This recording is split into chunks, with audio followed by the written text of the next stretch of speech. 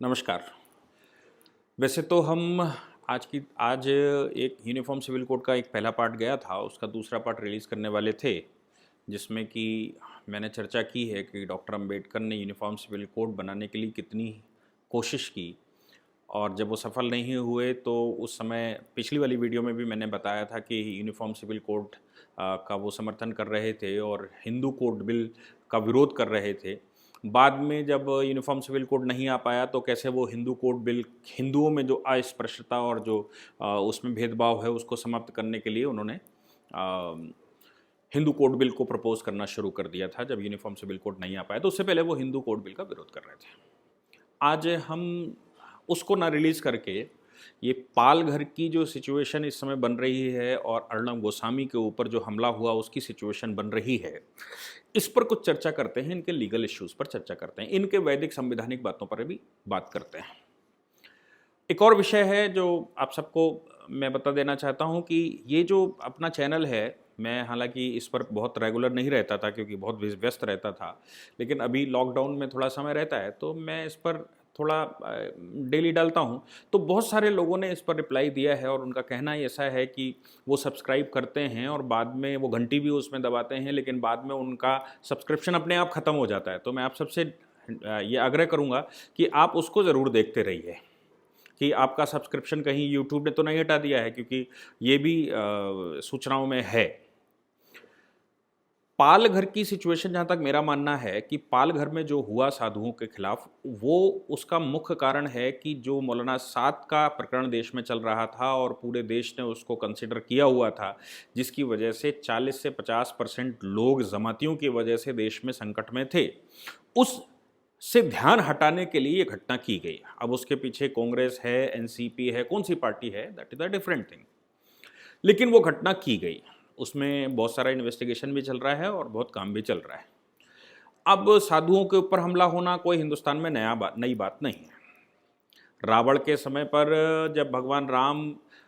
गए हैं साउथ में, तब भी ऋषि मुनियों का सपोर्ट उनको तभी मिला है क्योंकि राक्षसों का काम ही यही होता था कि वो साधुओं के और जो ऋषि मुनि हैं उनकी तपस्याओं को भंग करते थे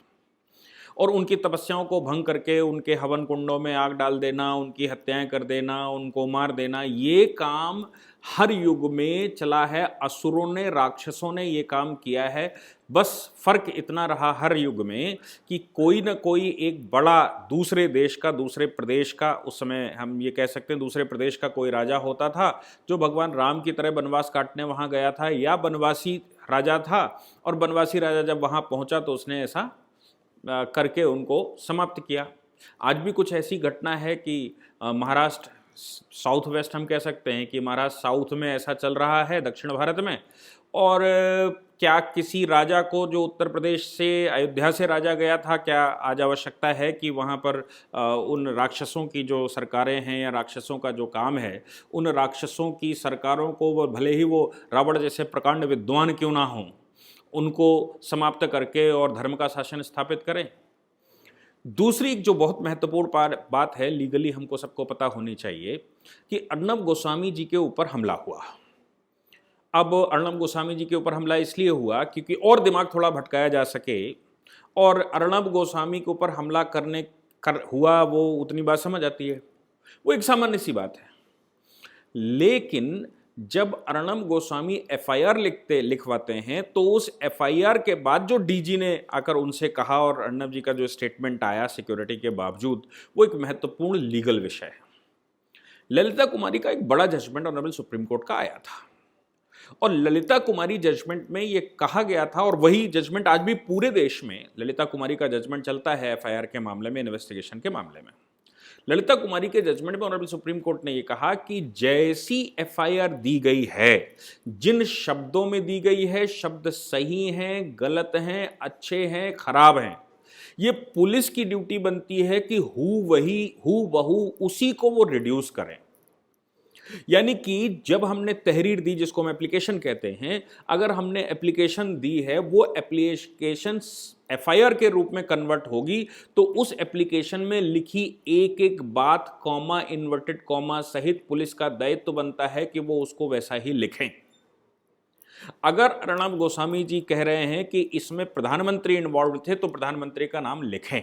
अगर वो कह रहे हैं कि इसमें सोनिया गांधी इन्वॉल्व थी तो सोनिया गांधी का नाम लिखें। अगर वो कह रहे हैं कि इसमें कांग्रेस या एनसीपी इन्वॉल्व थी और मैं उनके खिलाफ एफआईआर करना चाहता हूं तो उसको वैसा का वैसा ही लिखना पड़ेगा। ऐसा ऑनरेबल सुप्रीम कोर्ट के ललिता कुमारी के जजमेंट के अलावा सेवरल सैकड़ों हजारों ऐसे जजमेंट हैं डिफरेंट हाई कोर्ट्स के, जिसमें यह कहा गया है कि आप अपनी इन्वेस्टिगेशन करिए ना, आपको जो मिले वो इन्वेस्टिगेशन में लिखिए, लेकिन जो कंप्लेनेंट ने लिखवाया है, जो इन्फॉर्मेंट ने लिखवाया है, वो वैसा का वैसा ही लिखा जाएगा जो इन्फॉर्मेंट बोल रहा है। अगर उसने लिखित दिया है तो उसकी कॉपी वैसी रिड्यूस करिए, अगर उसने लिखित नहीं दिया है तो उससे सुनिए और सुनने के बाद उसको लिखिए, लिखने के बाद उसको पढ़कर सुनाइए, पढ़कर सुनाने के बाद तब उसको एफआईआर में कन्वर्ट करिए और उस पर उसके दस्तखत लीजिए। अर्णब गोस्वामी जैसा देश का बड़ा पत्रकार, जिसने देश के लिए सदैव राष्ट्रीय मुद्दे उठाए हैं जो देश हित के हैं, वो रूप कोई भी हो सकता है, उनकी नॉलेज कम ज्यादा हो सकती है, व्यवहार अच्छा खराब हो सकता है, लेकिन एक व्यक्ति का विचार सिर्फ राष्ट्रीय है, वो राष्ट्रीय हितों में बात करता है। आज बड़े दुख के साथ ये कहना पड़ रहा है कि भारत की मीडिया भी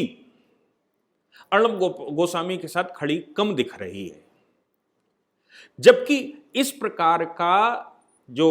एक पहले घटना हुई, जो लेफ्टिस्ट पत्रकार थी, देश के विरुद्ध बात करने वाली थी, देश को तोड़ू फोड़ू बातें करने वाली थी, गौरी लंकेश के मामले में पूरे देश की मीडिया ने, पूरे देश के लोगों ने, दोनों लोगों मतलब कम्युनिस्टों ने एक बड़ी कैंडल मार्च और पूरे देश में चलाया था।